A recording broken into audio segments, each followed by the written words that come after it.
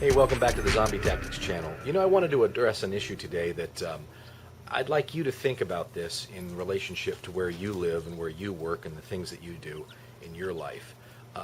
I live in a part of the world that is, well, my community is considered a kind of upscale. Now, I don't consider myself rich or snooty or anything like that. Certainly, you know, I make a fairly ordinary amount of money, especially for California. But it's considered a very nice place to live. Crime is low, statistically, compared to not only the rest of California, but the rest of the nation. In some ways, people think that it's kind of an idyllic existence here, so much so that people have referred to the town where I live as the bubble, because like nothing ever happens bad here. At least that's what people think. You know, like there's just some bubble-shaped shield over the town where I live, and there's no crime in anything, and it's just a happy, idyllic little existence. And sure enough, you know, when you're looking at the dog in the background running around the yard and doing her business, that's great. I'm going to have to keep that. Just so random and weird. You know, and the playground equipment in the back there and everything like that, it's really easy to think of things as just perfect. And again, statistically, crime is very low here, so it's not something that's ever on top of my mind.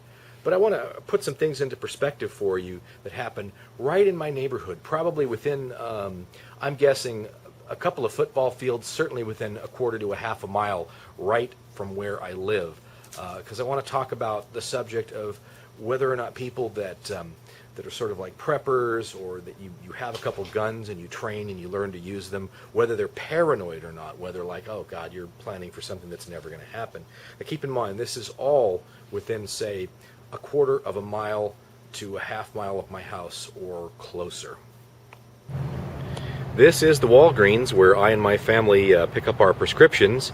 And just a couple weeks ago, I'm not sure exactly what it was because I don't think it was well reported in the newspaper, but a gentleman was shot and killed here by the local sheriff's department because he was armed and he drew down on the sheriff's deputy that was trying to apprehend him.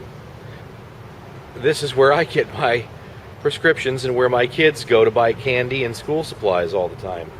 I think the sun might be in the way, but right over there you'll see that there's a Carl's Jr., and I'll zoom in. Hopefully the pics won't be too bad. And you can't really see it here, but if we walk over a little bit, there's an AM/PM gas station. And that's where I buy gas, and that's my local Carl's Jr., where we get fast food. Again, I and my family. This is our local haunts, right? Well, I'm going to go over to the Carl's Jr. there, and we'll have a little discussion about what was happening in that vicinity. There again is the Walgreens, and this road right here is one that my wife and I travel frequently. We like to come over here to the Carl's Jr. or sometimes to the AM/PM here. And the other night was one of those cases. My wife said, "Hey, I really want a thirsty 2-ounce or a Diet Coke.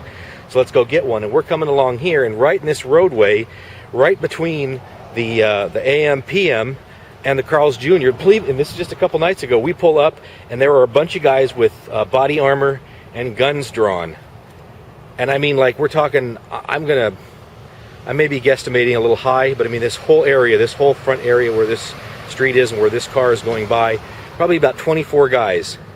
Sheriff's deputies, plain clothes, undercover narcotics officers, guns drawn, shotguns, rifles, the whole bit. And there was a major drug bust going down right here in the roadway between the Carl's Jr. and the AM/PM, which is the building in the shot here. I'm going to walk over to where the AM/PM is, and that's going to take us to the next step. So right, here I am in the car. There's the AM/PM.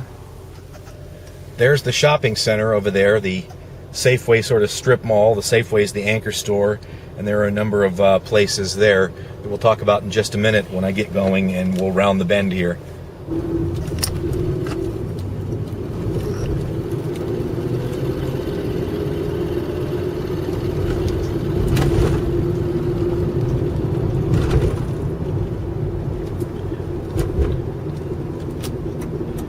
Now, as I pull into this place, you'll see here a McDonald's, and I'm going to bring that McDonald's to your attention for one reason only, and that is because within a couple of years ago there was a drive-by shooting there.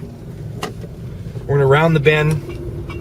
We're going to come right over here in this same parking lot. There's where the Blockbuster just shut down. There used to be an Applebee's there. It's now a Jack's Eats. Happy to see something going in there. Sorry if this is a little bit, jerky and causing you to feel a little dizzy, but I want you to get a sense that this is really just right here where I live. And over here is a River City bank. This is my bank. This is where I do my banking. I know the people that work here, well, a couple of them anyway, by their first names. And just within a couple of months ago, there was a robbery here. A man walked in and demanded all the money. And while we're at it, this is a bank that my wife almost went to work for as a teller in the same general time span, sometime within the last year or two.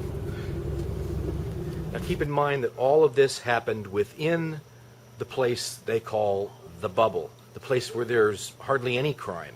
But it's right here, right where I live. And people will say to me if they find out that, like, I own guns or something like that, oh, what are you paranoid about? Nothing bad's ever going to happen. And I've heard them say things like that to people who want to carry a weapon concealed. Most of the people in the town that I live, they're probably not aware of these events. They don't get wide report in the news or in the papers, or people just don't pay attention, or they're about their daily business and they really don't know what's going on.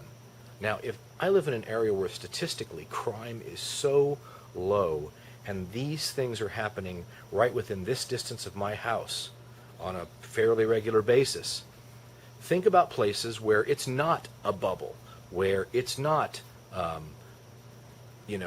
just an idyllic existence. Now, statistically still, crime's really low, but yet, this is where I live. These are the places I frequent. These are the places I go to.